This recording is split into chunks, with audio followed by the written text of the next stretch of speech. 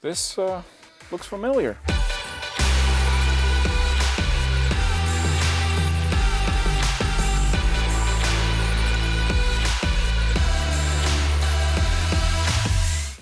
This is the 2023 Honda CR-V. It is a 6th generation CR-V. And today we're going to review it, show you everything you need to know about it. For this video, special thanks goes to Honda Orangeville. Honda dealership located in Orangeville, Ontario, Canada. They were kind enough to allow us to borrow this for the day, show you everything you need to know about it, and of course take it for a test drive. If you want to take this for a spin, well, you know where to find them. Just go into the description below and find the website. So, let's talk about this. The CR-V, which stands for Compact Recreational Vehicle, has been in the market for quite a while, and it's Honda's most popular SUV. In fact, this is America's most popular SUV. It's as popular in Canada. But the 6th generation has received major updates. We got a new engine options, we have new trims, and most importantly, new interior and exterior. Although the interior is very familiar, the exterior changed quite a lot. So let's talk about this. First of all, let's start with the front end. We got this aggressive headlight, completely changed from the outgoing model. And then we have a massive grille at the front, blacked out because this is the sport trim. And you go at the bottom over here, we have more blacked out area. The grille, of course, functional. And as you can see, this is where we are, Orangeville Honda. This chrome finish all the way through, this beautiful, aggressive design. The vehicle is also longer now, and it is wider in comparison to the outgoing generation. And we got this extended part here for the bottom part of the bumper. I love this aggressive look, this entire area. Then functional air vents onto the side. This is quite unique. But what I love the most is this aggressive grille at the front, which looks far better in my opinion than the 5th generation. The hood as well, like the whole shape, if you look carefully over here, if you come closer, look at this entire area. Very different, more flat in comparison to the outgoing model, which was kind of like round hood.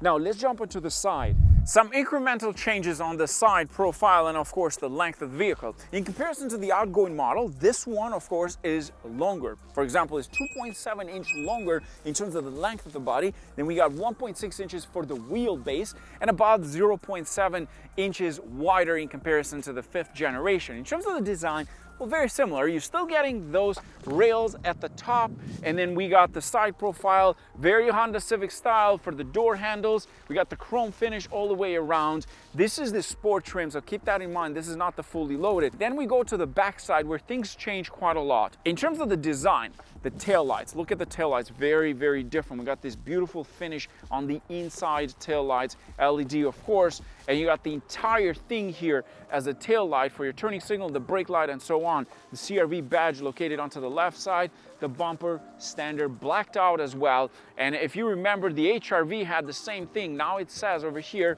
all-wheel drive, so you know this has the all-wheel drive package.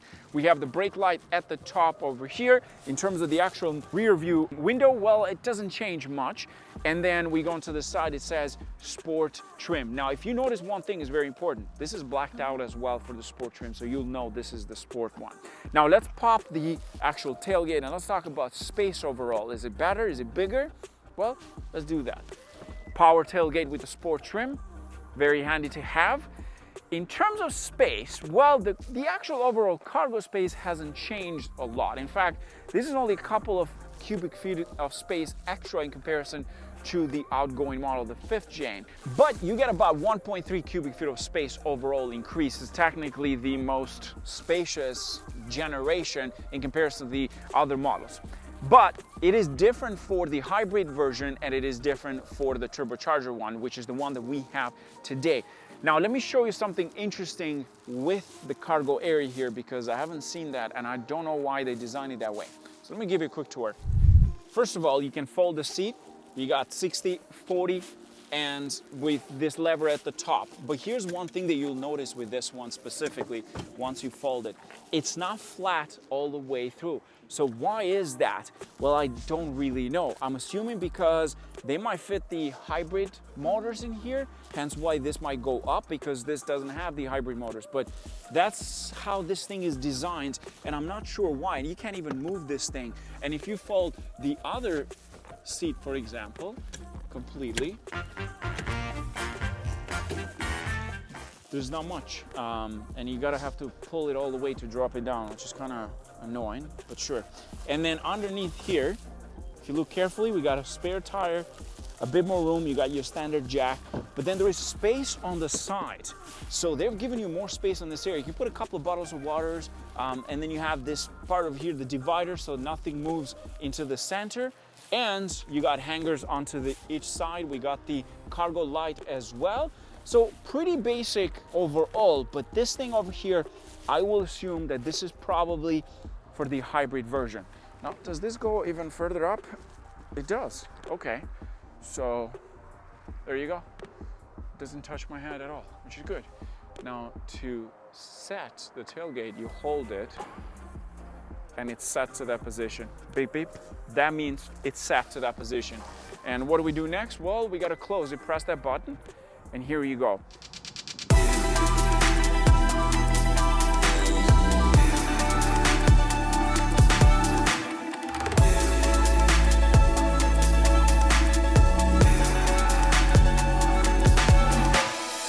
Jumping into the second row. First of all, I'm 6'2", so I'm the perfect example for you in case if you know space for the second row. Comfortable. Doesn't have leather interior with sport package, which is kind of disappointing. It has like this cloth finish with different colors in the center to make it more sporty feeling. But other than that, it's pretty standard. One thing I do like is that on the side, on the door panel, on top of the speaker, it says CRV, so that when you open the door, well, the people behind you, they'll know that this is a CRV or the cyclist. Watch out, a CRV is coming. Then move on to the center side. Here we got an armrest, 2 cup holders, nothing fancy, nothing crazy. You got 2 air vents, no other options. I do believe you get USB with different trims. There is no climate unit with this package. We have no panoramic roof for this package. It's just a sunroof in the front. But you can move the seats quite a lot. In fact, you can adjust the position. The seat doesn't move forwards or backward, but it does move a little bit. So once you press that thing at the top over here on the side, you can actually move that. So if this is how you want it, for example, for better comfort, you can do that. It's kind of weird for me, but let me just put it back. Move it all the way. And then you can kind of like have it laid down. This is actually quite comfortable for a second row. It's chilling, just nice, good visibility, lots of space in here. It does give you a bit more space than the outgoing model. Overall, you get about 78 cubic feet of space in terms of holding the second row seat and the cargo at the back. But other than that, it's nice. Oh, and you got a light over here. That's really techy.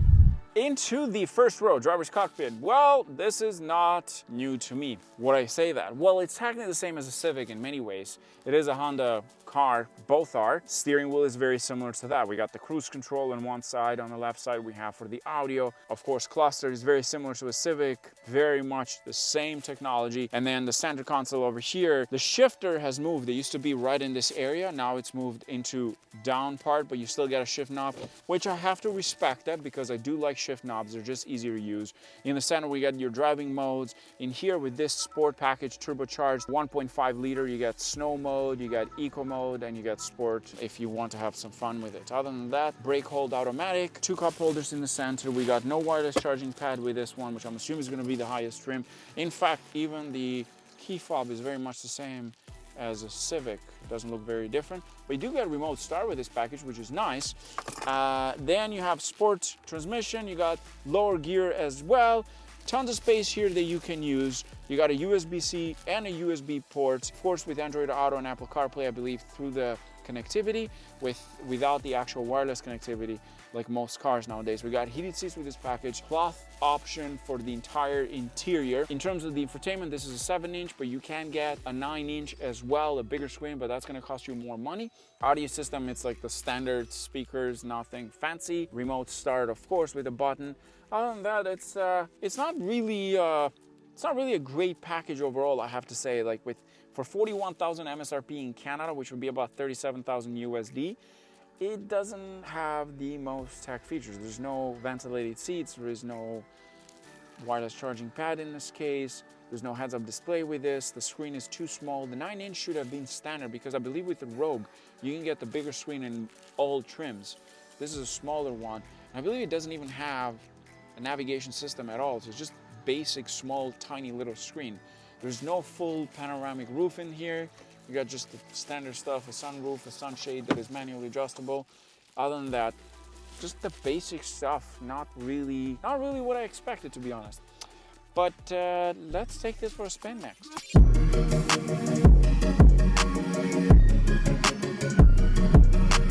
1.5-liter turbocharged 4-cylinder making 190 brake horsepower at 179 pound-feet of torque. It is an all-wheel drive. That's one engine. The second engine, it is a 2-liter 4-cylinder hybrid option. Now that's not going to come until November or December of this year. So they're still working on that. That one is going to make 204 horsepower and apparently can tow up to 1,000 pounds, which is quite nice to have as an option. These things are small engines anyways. Let's talk about the power. How does it feel?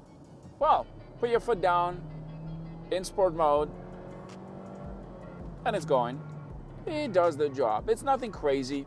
Honda says that this should be quieter inside in comparison to the 5th generation. Does it feel quieter? Maybe a little bit, incremental change, but it's nothing crazy. It does have a soft suspension system, and I hate having this in sport mode because it revs too high and it feels just annoying. But in drive mode, it's comfortable.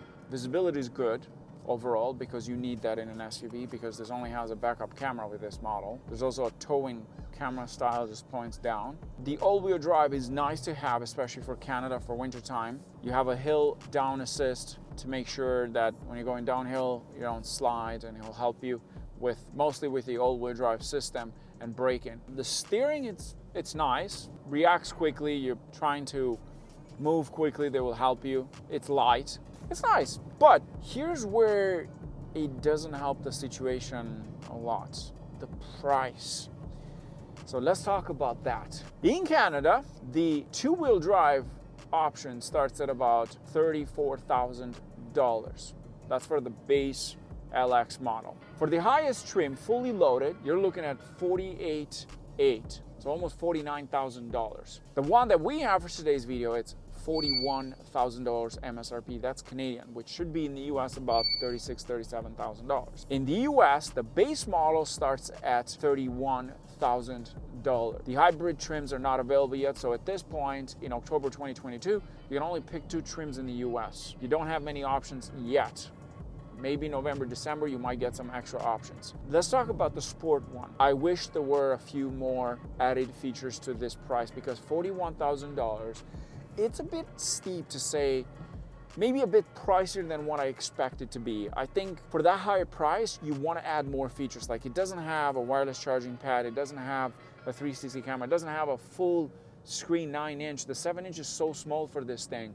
It's not there. It's not there for the price. It needs a bit more added features. Like it's a very competitive market out there. For this thing to be a new generation, it should have had added features. Like the passenger side doesn't have any power seat option. You only have heated seats with this thing, no ventilated seats, for example. It needs more. For that price, for $41,000, the Rogue could be a better option at this point. Unless you want to go with the higher trim, the $48,000, which does give you a lot.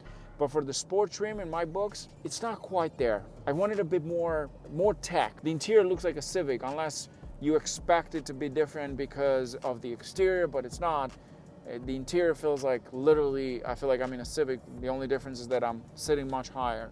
In terms of the sitting position as a driver in comparison to the outgoing model, well, these kind of SUVs, you expect to sit a bit higher in comparison to CUVs, for example, because just the way they're designed, they're higher off the ground. It's comfortable. You don't hear much of the road noise in comparison to the outgoing model, but it's incremental again, not really massive change. You do get driver assistant package with this. It give you lane assist as well, gap assist, full cruise control. That's nice. The steering column is actually not powered. It is manually adjustable. You got a power tailgate that you can open from inside. That's a nice touch. But I expected a bit more for that price because it's a bit steep, especially now in 2022 where the interest rates are going to be pretty high. You're paying a bit more than that.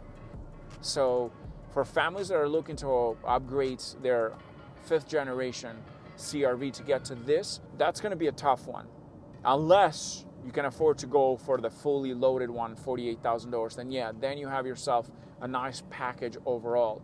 And the hybrid is going to be even better because that's going to give you better fuel efficiency as well, and 1,000 pounds of towing, which again is helpful if you have a little cart at the back with 2 wheels that you want to tow around, maybe get to your cottage. That would be a nice help. But the package to me for this money, it's a bit much.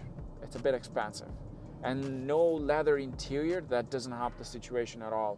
I would have wished that at least that would have been standards. Most people, apparently, from what I've heard from the dealer, they don't even go for these lower trims. They go straight to the higher trim, which just shows you that this might not even sell, because I wouldn't want to have a 7-inch screen on this thing. Like, it's 2022. You should be able to afford a 9-inch, which gives you better visibility, easier to use, especially if you have kids in the back. And doesn't even have a map with this package. So you have to have your phone on all the time, which also doesn't have wireless connectivity. It's through the USB. Yeah, I'm not feeling the price parts. Overall, I like the exterior. I like the design of the interior, though it looks very familiar to me like a Civic, which it is. But the exterior, it's nice. It's funky, it's cute, it's sporty at the same time. It's different, which is always important. But the price is where I'm a bit upset with this car mostly, overall. Other than that, it does a fine job.